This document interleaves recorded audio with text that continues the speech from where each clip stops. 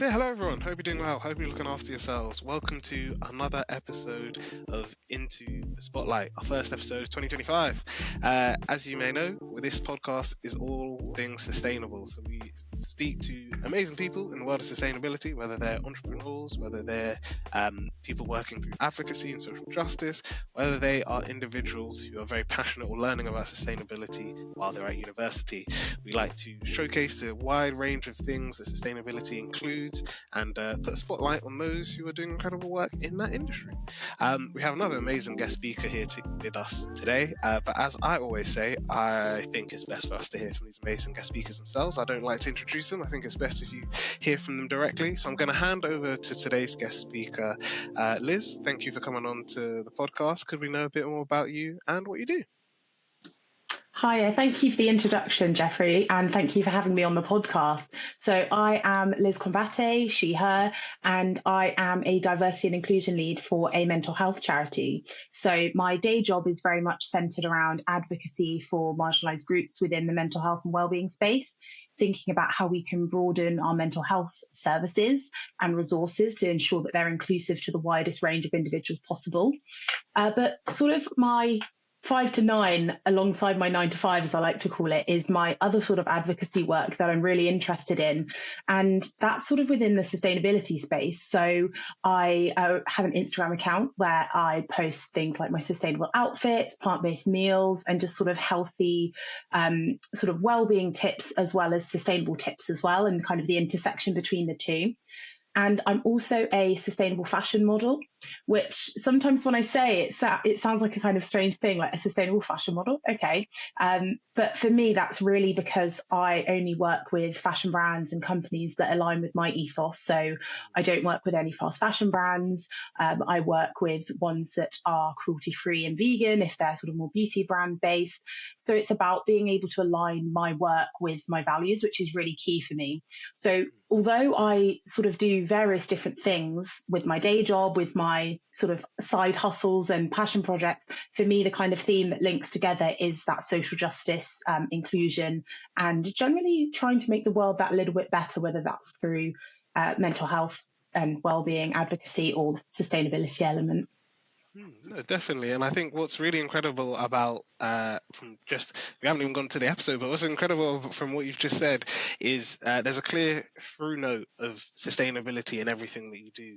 And it's really great to see that sustainability is something that's not only you're passionate about, but sort of like almost embedded as a part of who you are. And I think, like you said, whether that's through your passion projects, side hustles, your 9 to 5, you've clearly shown that like sustainability is something that you want to sort of like ensure every aspect of your life is reflecting, which is really incredible. So yeah, we're going to get started with the first official question. And the first question, funnily enough, you mentioned you are being a sustainable fashion model. And I think it'd be really amazing to know what inspired you to become a sustainable fashion model. But then a sort of second part to that question is you mentioned what that is, like what being a sustainable fashion model is, and making sure that you work with brands that align with your values and your ethos. So the second part is, what do you look for in a brand before choosing to work with them? Oh, great questions. And I like the two parts to that kind of question. So do keep me on track if I don't address both parts. But coming to the first part, I think I kind of accidentally fell into modeling, which I think a lot of people say. I think there are people who kind of set out from a very young age that that's a path that they want to choose. Maybe they did sort of child modeling when they were younger. But for me, it started really quite informally. And it started when I was at school. I was probably about sort of 15, 16. And, I had some friends that were really into photography and fashion and art. And essentially, they just needed someone to pose for their school portfolios, doing GCSEs or A levels and then at uni. So it started in that really informal space with some friends and, a camera and going from there. And I really enjoyed being on the, kind of in front of the camera. And I think at the time I was someone that was really quite introverted. I was someone that was quite shy, and it was a really great way to be able to step out of that a little bit. And actually I felt really confident within that space, which kind of feels like a little bit of a mismatch. So I enjoyed having that creative outlet and being in front of the camera, which was fantastic. And it sort of, snowballed a little bit more from there and kind of grew a little bit into where it is today. I mean, it's still something I do alongside a main job, but I, have then progressed to be able to do really fortunately be able to be paid for some of the campaigns that I've been in. And I've been signed with an agency. I've also taken on some freelance work as well. So very informal beginnings, but it's now something that's picked up, which is really fantastic. And then to answer your second question, or the second part of the question, which I think was, what do I look for in a brand? I think for me, there's kind of two key points that are sort of an umbrella for other points within it. So I think really the key thing I look for is transparency. I think if a brand is incredibly transparent about the work that they're doing, what their sustainability credentials are, what their ethical practices are, where are their clothes manufactured, how much are they paying their garment workers, their staff and the sales floor, etc., etc. I think the more transparent a brand is, the more credible I think they are. And kind of feeding into that, I think authenticity is really important. So are brands greenwashing? Are they saying the right things? But if you just scratch beneath the surface, actually, that's quite easy to disprove. I think those two things are something that's really important for me. So when working with a brand before I accept, whether that's kind of a brand collaboration or a photo shoot or whatever kind of way of working that may be, it's just doing that little bit of due diligence. And most of the time, it can be quite easy to spot the ones that are greenwashing from the ones who are that more authentic kind of sustainability and ethics at their core. Yeah, no, thank you very much for that. And I think before we go on to the next question, you mentioned greenwashing. And if anyone in our audience who maybe doesn't know that term, maybe they've heard it before, but they're not really sure what it exactly means, what is greenwashing? So, not quite the dictionary definition, but essentially, greenwashing is a marketing ploy or marketing technique that brands, individuals, corporations will use to trick consumers to think that they are selling a more ethical or delivering a more ethical and green environmental service than they actually are. So thinking about it in the context of fashion brands, you might have seen Primark Cares, for example. They had a campaign where Primark Cares and they talked about recycled cotton and fantastic using recycled cotton. At face value, you might think that's a really great step. But actually, when you scratch beneath the surface just that little bit, actually, a lot of the cotton wasn't even recycled in the first place. They're not paying their garment workers fairly. It's a company that promotes overconsumption and fast fashion. So whilst one thing might be true or slightly true, it's kind of this way to overshadow some of the more unethical practices that actually are at play and trick consumers. Definitely. And yeah, thank you for explaining that. I know even like back when I was at uni, or even arguably secondary school, like there was the big arguments on like recycling labels and organizations sort of like putting certain labels, making people think that the company's actually recycling, but actually doesn't mean that. It means something completely different. And there was this whole miscommunication onto consumers and what each label meant. So does this mean that this product is recyclable, or does it just mean that the company, works or contributes to a fund that tackles recycling and addresses recycling? So I think it's, like you said, like greenwashing is definitely something that over the last few years has become it's more spoken about. It's more, and a lot more consumers. I think one final thing before we move on is, as you mentioned, with how you choose the brands that you work with. I was at a workshop yesterday, and the facilitator was talking about that even consumers themselves are sort of thinking about brands that they shop with. It's no longer just like, oh, is this organization, does it do it at like a cheap rate, a cheap price, or like an affordable price for me?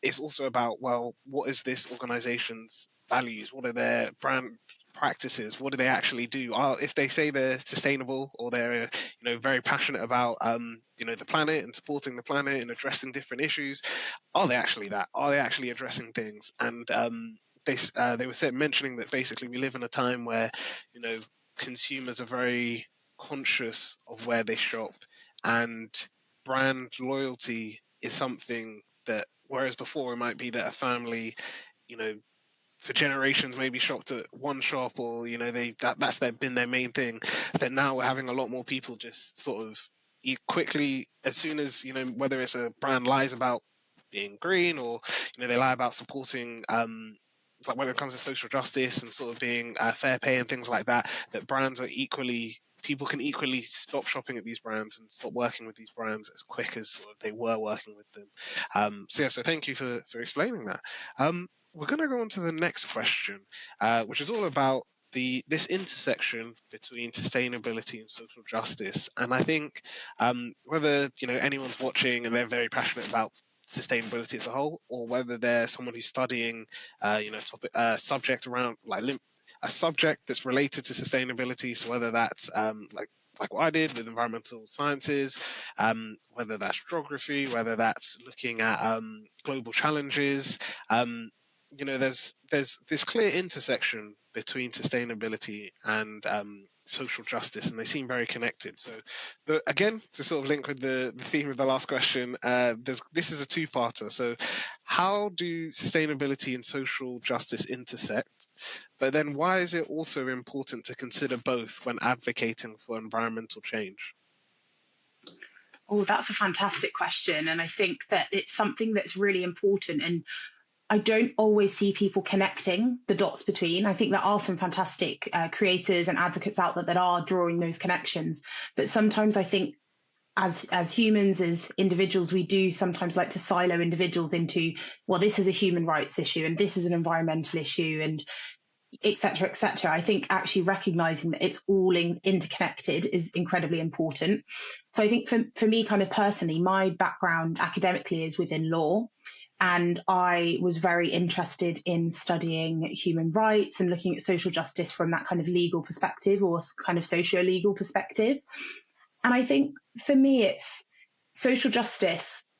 It relates to everything in the same way that environmentalism relates to everything. So on a very kind of crude level, I do think about my life and I think about the things we do today and think, well, there's no fashion on a planet that can't sustain fashion where there's no animals, there's habitats that are destroyed, humans can't live here, again on a very kind of crude level. But I think of it in that sense of, if we want to start thinking about these higher level sort of topics, we need to sometimes bring it back to basics. And I think that everyone should care about sustainability, everyone should care about environmentalism, because it really does underpin absolutely everything else in life, in my opinion.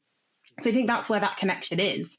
And then on another element as well, I think that it's so important for us to think about how it impacts marginalised communities disproportionately. So when we're looking globally at the global majority, at people of colour, at Indigenous populations, those individuals have statistically had, less of an impact in causing global warming and climate change, but are unfortunately the communities that are bearing the brunt of it at the moment and are sort of really at risk of, being climate refugees, at risk of flooding, all these sorts of natural disasters. So I think those are the kind of two parts. It's about thinking about how we can support those marginalised and often racialised communities and how that links into the discussion about environmentalism as well. No, definitely. I definitely agree, and I think it's we mentioned it on another podcast that we did with where we were interviewing a founder of an environmental organization, and we were discussing that, as you mentioned, that when climate change is spoken about, there is sometimes that disconnect that indigenous communities and predominantly a lot of countries where people of color are from are going to be impacted by, or are currently even being impacted by, climate change than the West. I've forgotten which country it was, and also, funnily enough, which COP it was. But there was I don't remember which one, but there was this person delivered this speech about climate change, and they were doing it sort of from their home nation, and it was really interesting because they were doing it, the whole speech, in the sea or in the ocean, and they were talking about, like, look, we're talking, we're all here, we're all discussing like climate change and how it's going to impact everyone, but they were just like, I'm here to show you that sea levels are already rising in my nation and people are getting impacted, and we can't just make it think that this is something that's off in the future and this is something that it's going to impact us, but we're not seeing the impact just yet. They were just like, no, this is impacting my nation and my people now, and Yeah. it's going to continue to impact us, and it might even be impacting us more severely than it would impact you. And it's like you said there, just remembering that there isn't that disconnect between those two things. They are very much linked. And whether we look at I did a really interesting, well, one of the reasons why I liked my course was it does that natural sort of linking between environmentalism and different subjects. So we even did we had a module that was looking at sort of like this specifically, so the connection between climate between environmentalism and different areas. And one key bit of research that we did for one topic was looking at how mental health can be impacted by climate change. And that's not to necessarily say directly, like if sea levels rise, a rise in sea levels causes, I don't know, mental health issues to get worse. But it was saying that, look, well, if natural disasters are going to sort of like happen more apparently, if you're going to have a rise in sea levels, that's going to affect people's well-being. If that's going to affect their well-being, people will be more stressed, people will be more anxious, which will lead to sort of people's mental health deteriorating. And it was one of those things where at the time when we were discussing in class, I didn't know about that, but I found that area of research really interesting, and there are a lot of papers that look into it. I know there was a report actually done by the UN after Hurricane Katrina that was actually looking at how domestic abuse had increased after, and domestic abuse, like abuse as a whole, essentially, as well as mental health being affected after Hurricane Katrina. And it was clear things of saying that we need to ensure that like areas are protected. We do, when writing policy, do take into account that it's not just an environmental issue, it's not just a social justice issue, but these are issues that sort of are interlinked. And I think it's like what you said, it's especially when it comes to the law side of things, the legal side of things, remembering that as well. So yeah, thank you very much for that. We're going to go on to the next question, which again follows the pattern of two-parters. But this is all about some of the misconceptions around sustainable fashion. So I think it'll be really interesting to know what are some of the misconceptions when it comes to sustainable fashion. So whether this is, it can be either sort of positives or negatives, but what are some of the misconceptions about sustainable fashion, and how can people start making more eco-friendly fashion choices? Oh, again, a fantastic question. I think something that I often have a lot of individuals, whether that's kind of in the online space, ask me questions about, or kind of my friends and family. I think there's many misconceptions about sustainable fashion. I think we're in 2025, we're in a space where there's a lot more discourse about what sustainable fashion is. And I think there's a lot more awareness than even sort of thinking about when I started my journey with slow fashion, which was about 5 years ago. We've seen a lot of advancements. But I think for me, one of the key things that comes to mind is thinking that sustainable fashion has to be something that's expensive or something that you have to buy. I think that you could also broaden that up to sustainability and environmentalism more broadly. I think there's often this idea and a misconception that you have to buy something sustainable in order to be sustainable. But actually, I love to bring that back to basics. And there's some really great quotations out there about, the most sustainable item is the thing that you already have in your wardrobe.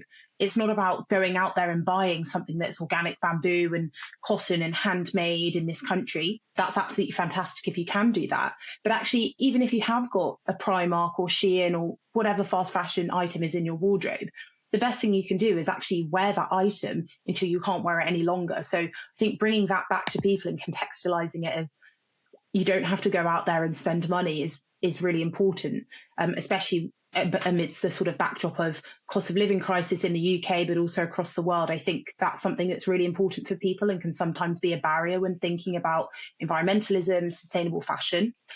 I think another misconception as well is that you have to be perfect. There's this idea of, in air quotes, perfection, that if you're embarking on this journey, you can absolutely never buy new, and that you can't enjoy fashion, and you can't sort of be someone that enjoys this as a creative outlet. And I love to be able to counter that and think, well, I'm someone that loves fashion. I have many friends. There are many individuals that I follow who are content creators who have fantastic fashion sense, but it's very unique and it's all sourced from a range of different sustainable ways. So I think it's about being a little bit more creative and thinking a little bit differently about fashion. I think that you can go into charity shops, you can look at Vinted, you can look at eBay. There's so many great clothes swaps out there now. So I've got so many items in my wardrobe that I haven't paid a penny for. I've gone to a clothes swap and I've taken, perhaps a jumper that's nice, it's really good quality, but I'm not going to wear it anymore. It doesn't maybe fit me anymore. And I've come back with a really great new blazer to wear to work and it didn't cost anything, as an example. So I think there's loads of different innovative ways that people can get involved with sustainable fashion.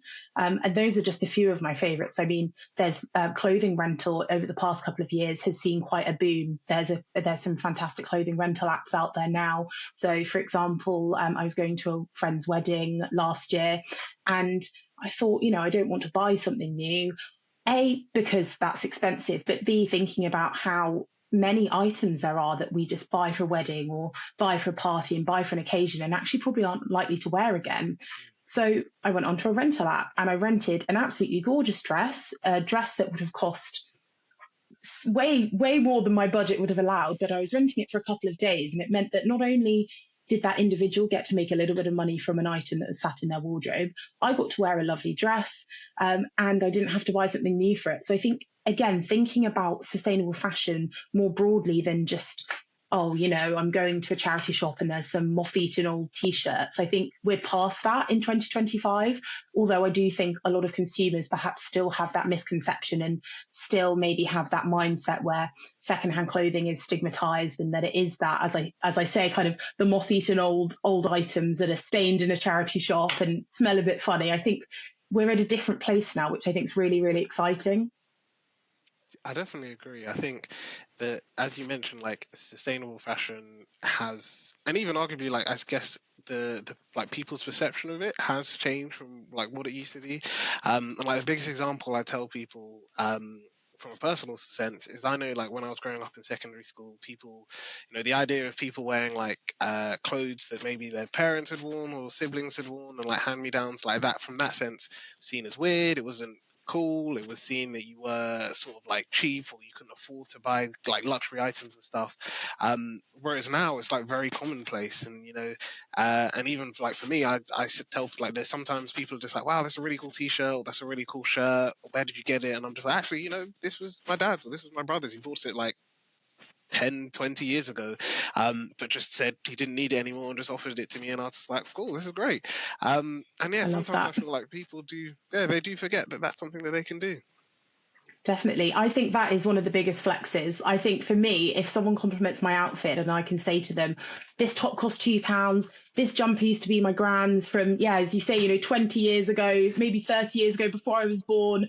This is from Vinted. It cost me £5. I love being able to share that. And I think that's a really interesting way to get people into that space. And I think it's showing, not telling in a way. I think it's showing people and role modeling that actually you can still love fashion, you can still have the things that you like, but it doesn't have to come at a price and a cost to not only yourself, but the planet and the people who are making the items. And I think you can have all of these things. It's just that little bit of a mindset switch. Yeah, I love going to like my mum or my dad's wardrobe and being like, oh, don't think you wear this anymore. Could I potentially borrow it? And yeah, that's the majority of my wardrobe comes from my family, and I love having the hand-me-downs.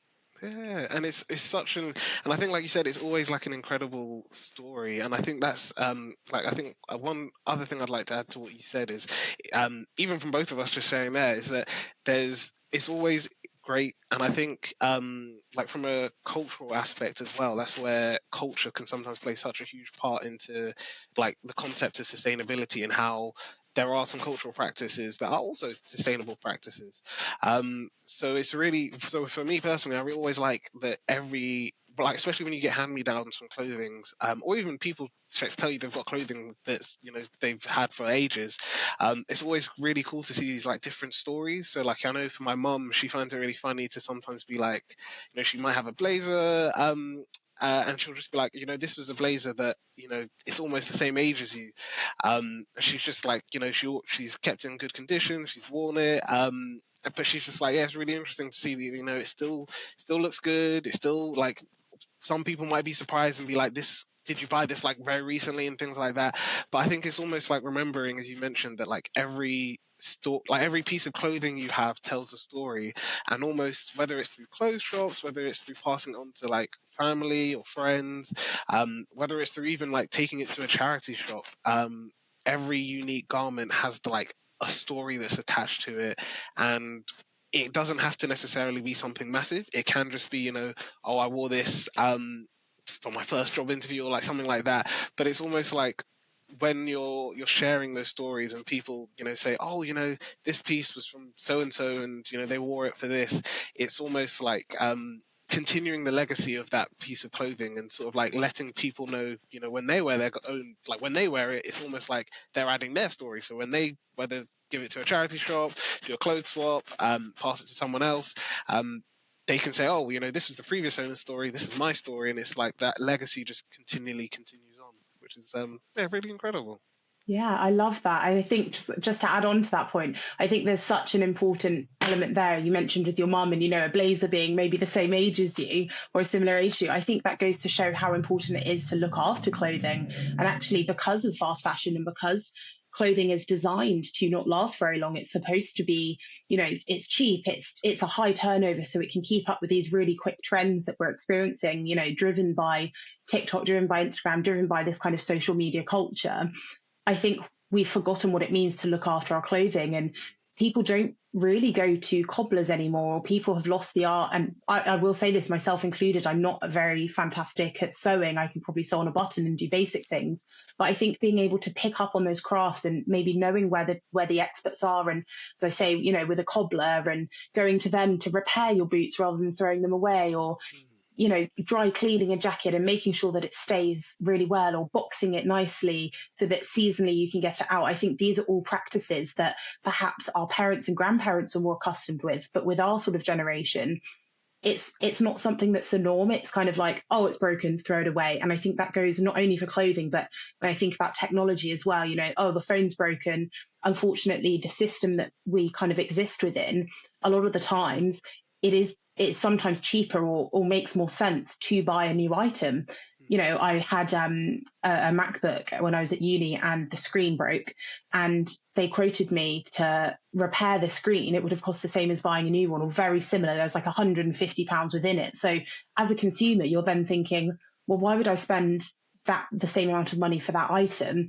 Why wouldn't I just buy a new one? And I think, again, that kind of logic travels across technology, clothing, homeware, everything in our lives. And I think if we can help drive a system that fosters looking after what we have rather than new all the time, that's really important. And also saves money, saves the planet. So a win all around, but it's kind of creating that system change for it to be more cost effective initially, I think. 100%. And I think it's funny that you mentioned tech, because I think that's one of the things that even now, like you said, it's almost going through its like vintage era, because a friend of mine who's a videographer, he was saying that it's very interesting that he used to have like a old camcorder, and he was saying that he was asked to bring it to a shoot, because someone was just like, oh, if you've got any like old pieces of like camera equipment, we want to sort of like have a more retro feel and make it seem more like early 2000s and have a bit of fun with it, which, as you mentioned, is very interesting, because now there are companies that release new cameras every year, but he was saying it was very interesting to see that people still very much appreciate like old cameras. Even like my dad, he like loves cameras, so he was saying that it's very interesting to see like he's got like an old camcorders and stuff as well, and he's just like it still works, it's still in mint condition. The battery, like, you might need to get a special type of SD card reader or something like that, but he said the quality's still really good, it's still really like it's still as good as sometimes even better than some cameras today, but it's almost like that appreciation, and as you said, is going wider than just like reuse from vintage clothing or clothing that's been handed down from parents. It's now, like you mentioned, like tech and other sort of aspects of sustainability are also being looked at, which is really incredible. But yeah, well, we're now going to the next question, which is all about it's essentially about your content. So your Instagram page and your blog both focus on sustainability, they focus on mental health, and they focus on social justice. So our question to you, Liz, is how do these themes connect? And I think we've spoken about how sustainability and social justice connect, but I guess how does that connect with mental health? And what role does content creation play in spreading awareness about these themes? I think on that one, I'll answer the second part first and then sort of come back to the first part, if I may. So I think the role of content, I think, is really important. And I think whether we like it or not, we're in a world where short form content, or not just short form content, there's kind of longer form content, but short form content, whether that's Reels, whether that's TikToks, that's what a lot of us are consuming. We know it's addictive. Most of us probably watched The Social Dilemma or heard kind of bits of it. We know how this kind of online space encaptures us and, creates a world where we are drawn into it.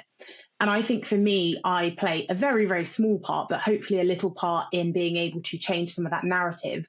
When I scroll down, my feed, and I'm someone that interacts with, of course, a lot of kind of sustainable content, I still will get fast fashion ads. I'll still get, Temu ads and buy this and sales. And I think that just shows us how prevalent and pervasive these kind of ideas are and these brands are within the space. If I'm someone that doesn't even interact with this at all and I'm getting all of that, I think the more content we can have that's sort of trying to counter that and have a slower approach, have a more conscious approach to life in general, then that's really important. And hopefully, as I say, something that I can contribute to in just my own kind of small little way.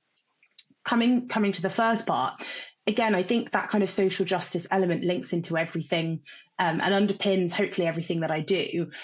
I mentioned at the beginning that I work for a mental health charity, and having started working there about sort of 18 months ago, it's been a really important reminder to myself to not only be an advocate for other people and to be an advocate for those marginalised communities that need that extra support, but also to realise what that means for myself and to be able to take time to prioritise my own well-being, because it's really exhausting. And I think it's important to acknowledge that. And I think when we think about, the work of fantastic individuals like Audre Lorde, and she talks about self-care and actually how radical and important that is, it's also about recognizing that if you are a person who is from a marginalized community, if you're someone in the global majority in a racialized community, actually a lot of your day to day is probably living in a world where you're having to advocate for yourself, advocate for your community.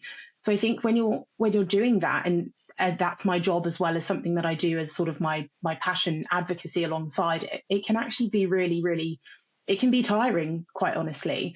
So I think recently for me, it's about thinking, how can I sustainably be an advocate? And that's not just thinking about sustainability in the environmental sense, but sustainability in terms of longevity. How can I ensure that I can be someone that can do this work to the standard that I want it to be done in various different channels, but also balance that with my own mental health?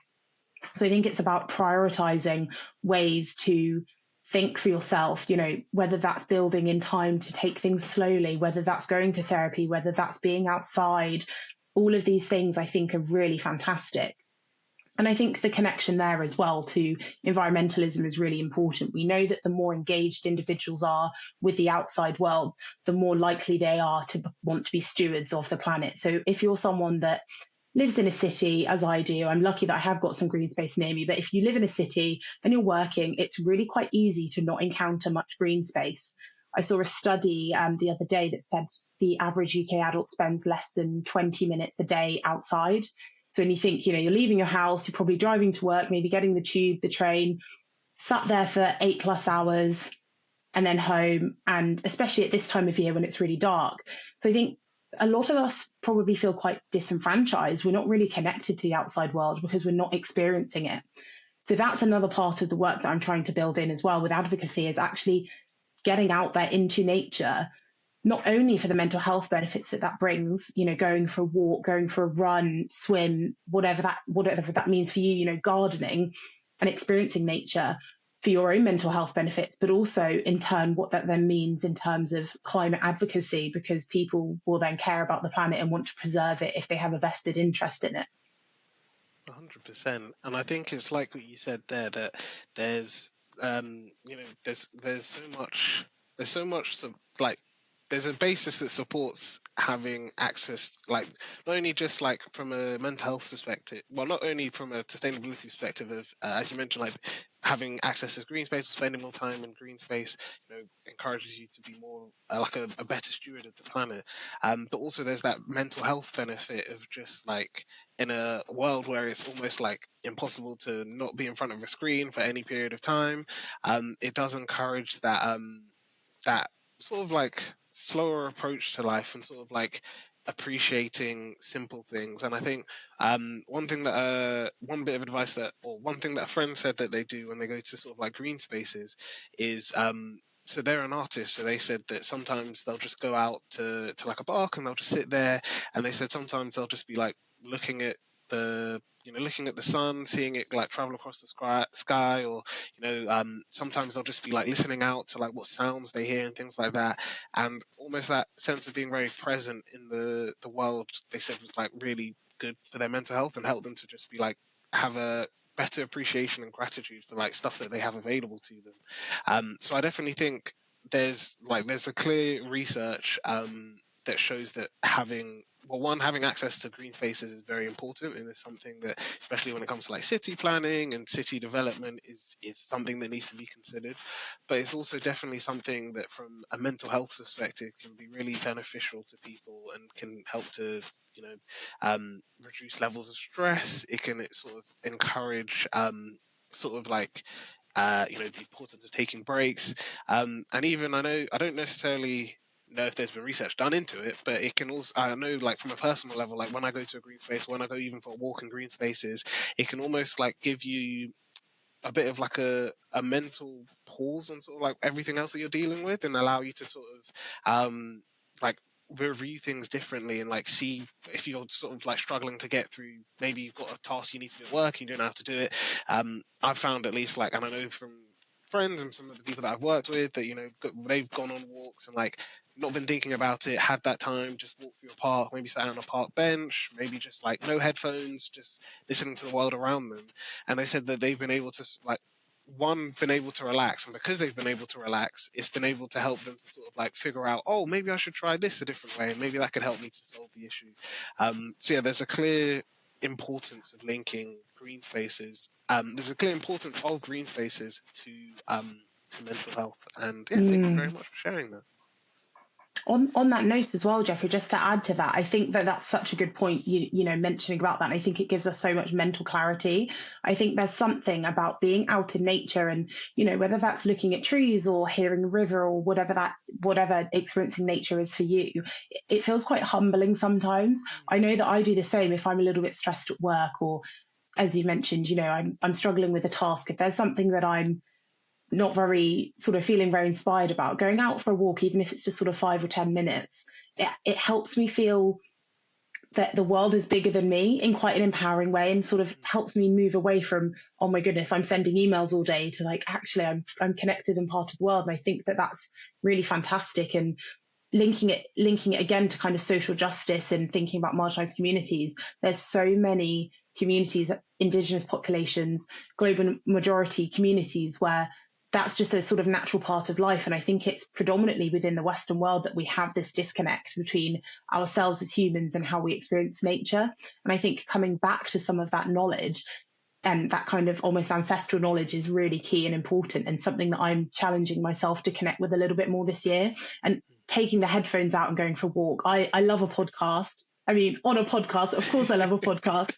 I love listening to music, and I think that has a really important space. And if that helps you to experience nature and encourages you to go out for a walk or a run or whatever that may be, that's absolutely fantastic. I'm one of those people, but I'm trying to challenge myself, and I'll challenge anyone listening to maybe try and go out once a week and actually, take your headphones out and just walk and listen. Even if you live in a city and you're hearing cars and, sirens or whatever that is, I think it's nice to be away and have a period of time where you're not consuming content, and you're not consuming because we spend our lives as consumers, whether that's physically purchasing clothes, technology, or whether that's consuming the content that is out there as well. So that's kind of my words of wisdom, if I could give any at all. Mental health is really important to us at Pick Up the Mic, and we love to share resources that can support your mental health. And that's why we are so glad to have today's sponsor. Thank you to BetterHelp for sponsoring this video. BetterHelp is the world's largest therapy service, and it's 100% online. With BetterHelp, you can tap into a network of over 30,000 licensed and experienced therapists who can help you with a wide range of issues. To get you started, you just answer a few questions about your needs and preferences in therapy. That way, BetterHelp can match you with the right therapist from their network. Then you can talk to your therapist however you feel comfortable, whether it's via text, chat, phone, or video call. You can message your therapist at any time and schedule live appointments when it's convenient for you. If your therapist isn't right for any reason, you can switch to a new therapist at no additional charge. With BetterHelp, you get the same professionalism and quality you expect from in-office therapy, but with a therapist who is custom picked for you, more scheduling flexibility, and at an affordable price. Get 10% off your first month at betterhelp.com/pickupthemic. I've also linked them down below in the description. So again, that's betterhelp.com/pickupthemic, MIC, and start your journey today. No, thank you very much, and you're so right. It's always like it can, and I think like you said, like for me personally, even like taking those times of just like no music, no podcast, no headphones, like it's tough to begin with, but I found like you said, like even if it's just you start off with maybe like short trips, and then maybe when you're going into work, maybe you say on the commute in, maybe you'll listen to music, and when you're heading home, you won't. But it's sort of those, and I think that's one of the biggest advice that I've seen from someone who that wasn't on this podcast, but for the other thing that I do, New Generation, they mentioned in a video, they were saying that sometimes the biggest thing when it comes to sustainability is just it's sustainability or becoming more sustainable is these small steps that you take every day to allow yourself to then sort of build up these habits, and then you'll get to a stage when you'll just find out that all these things that you've initially maybe found hard about sustainability, or even just like we said, like not listening to stuff, you'll then find that like it just comes naturally, and you almost feel like the opposite is true. So you might find that using headphones too much is actually now more, you find it sort of like you prefer to go out and not listen to stuff, and just actually just be present. So yeah, it's just remembering that and not putting so much pressure on that, like we said before, of just everything has to be right. You have to do everything or like be able to do all of it right away. It's just slowly build up these habits over time and then allow yourself to develop and grow. But yeah, we've now come to the very last question, Liz, which is all about your work as a EDI consultant.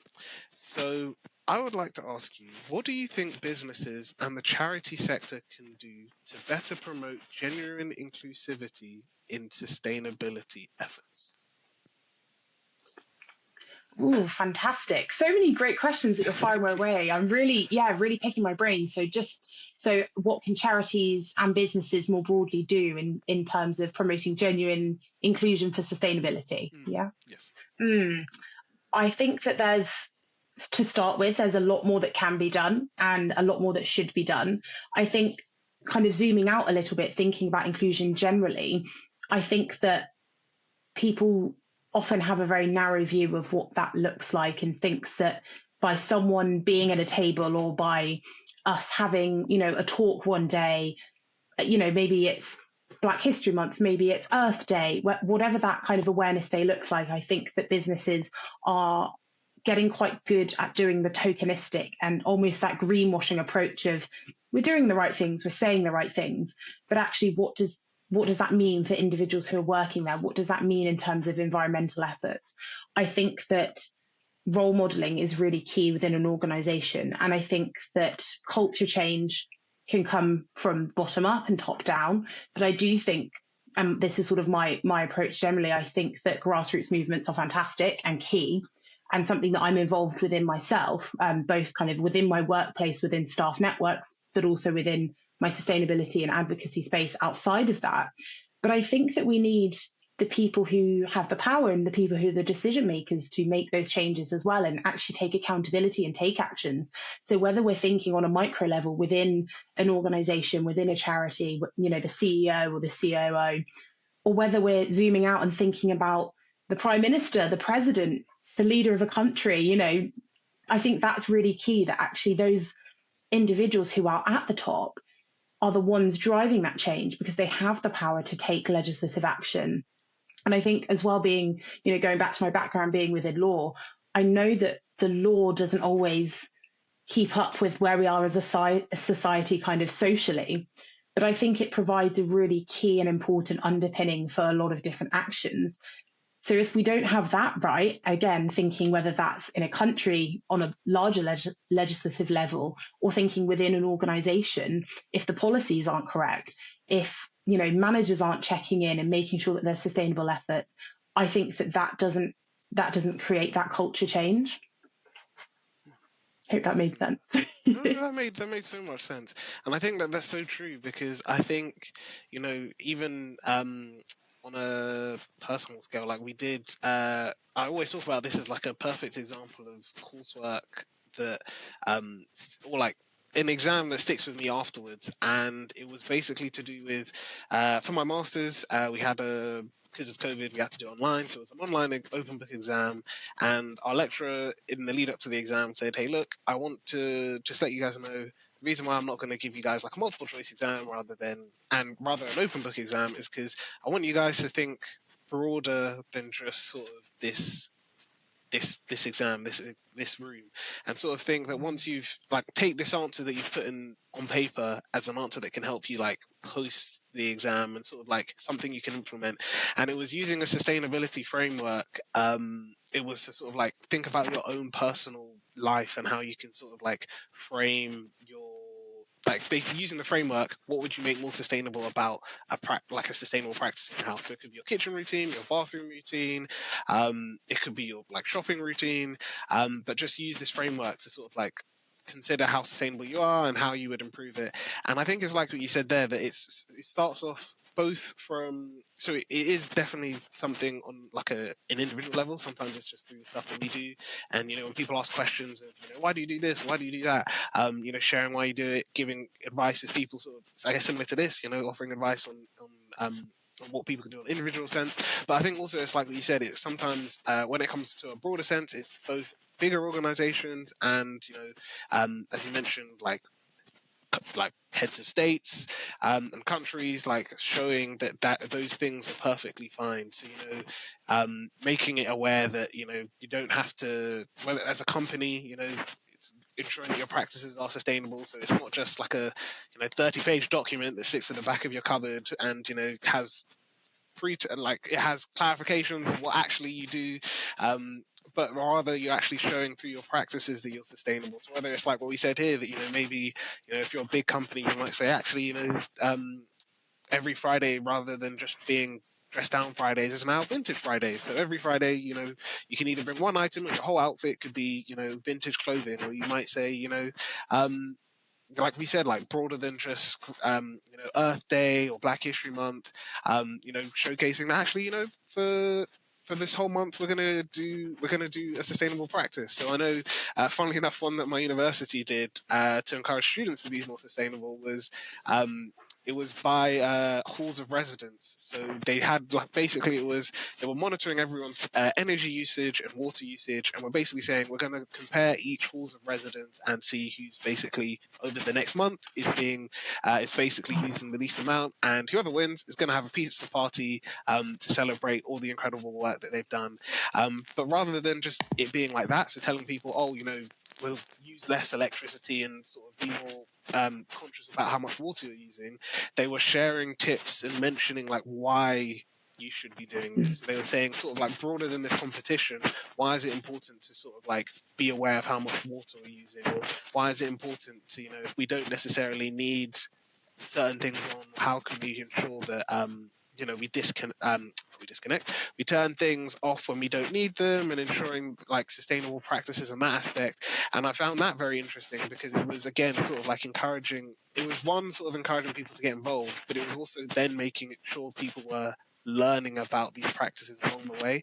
And again, that can be something that a company can do. Nationwide might be a bit harder, but it can even be like a fun thing that you see, whether it's like I've mentioned, like heads of states or politicians or even celebrities get involved in. And yeah, I think a final thing with that is like I can't remember which celebrity, but I know like certain celebrities do sort of like make a statement about it. So maybe they were, as we mentioned here, they might rewear the same piece of clothing to different award ceremonies because they're mentioning that, hey, I'm trying to be more sustainable in my practices. So I have this amazing gown from this company, and I don't see a need to change it. Like, yes, it might look the same in different photos, but I'm not going to I want to be more sustainable in my practice, and I want to ensure that I'm promoting sustainability through the projects I work with and through my appearances.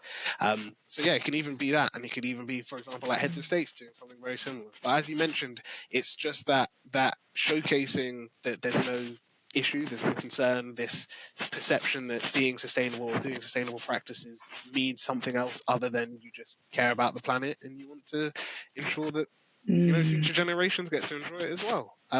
So I definitely agree. But yeah, I completely agree. I think that that's so important that. No, you go ahead. Sorry. No, that's okay. Sorry, it jumped a little bit of the connection. Yeah, I think just to add on to your point there, which I completely agree with, I think it's important if people that we look up to and the people that we see as role models, celebrities, leaders, politicians, maybe some people see them as role models, I don't know, but these individuals who we see, in the media a lot and have a big voice and a platform, I think if they can use their voice for good, that's so key, and that's important in terms of, as I say, kind of role modeling and making sure that that's a message that a lot of us are receiving, and I think that helps to affect culture change really importantly. 100%. And I think, like you said, it's just, it's seeing those people helps you to just realize that you're sort of like not alone in it, and that there's others that sort of they're passionate about the same things as you, and they're more than welcome to support you and like to back the things that you're doing. So yeah, I definitely agree. But yeah, we've now come to the end of the episode. It's been great speaking to you, Liz, and learning more, not only about sustainability, but also this world of sustainable fashion, but also the link between sustainability, social justice, and mental health. If our audience would like to connect with you, maybe follow you, whatever platforms you are on, maybe they've got even questions themselves about some of the topics we've discussed today, and they want to get in touch, what is the best way for them to do that? Absolutely. Thank you so much for having me on. It's been fantastic to talk about things that I am really passionate about, and hopefully my passion comes across as well. So my name's Liz Kombate. So Kombate is Kombate, and that's my name on Instagram.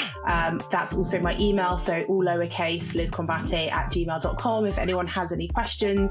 And that's also my website as well, which is www.lizkombate.co.uk, I think, .co.uk, something like that. But find me on Instagram and you'll see all of the links to everything on there. And I welcome any questions that people have. So I'm always happy to talk about sustainability. Thank you very much, and thank you to your wonderful audience for coming back for another episode. If you like this episode, like, comment, subscribe is always appreciated. If you want to make sure that you don't miss other episodes of Into the Spotlight or any of the other content that we put out on the Pick Up the Mic YouTube channel, then please make sure you click the notification bell. If you want to receive cool merch, you want to support the works that we do, then please make sure you are a member of either our Patreon. Well, you get discounts for the merch, you still get merch if you're not part of the community, but if you want to receive discounts, you want to receive these episodes early and ad-free, then please do check out our Patreon page, or you can join our YouTube channel membership, which the links are both down below. And finally, if you want to see some of our other content that we do, so our sci-fi and fantasy, our anime, or our gaming podcasts, then please do head to the Pick Up the Mic YouTube channel, and then if you scroll down just under the For You section, you'll see those three channels. There'll be a quick video just showing that just then. So yeah, feel free to check that out. Subscribe to more Pick Up the Mic content. But yeah, we're gonna close out the episode there. It's been great having you guys with us, and we will see you in the next episode where we interview another amazing guest speaker. So that's bye from us here, and have a great day.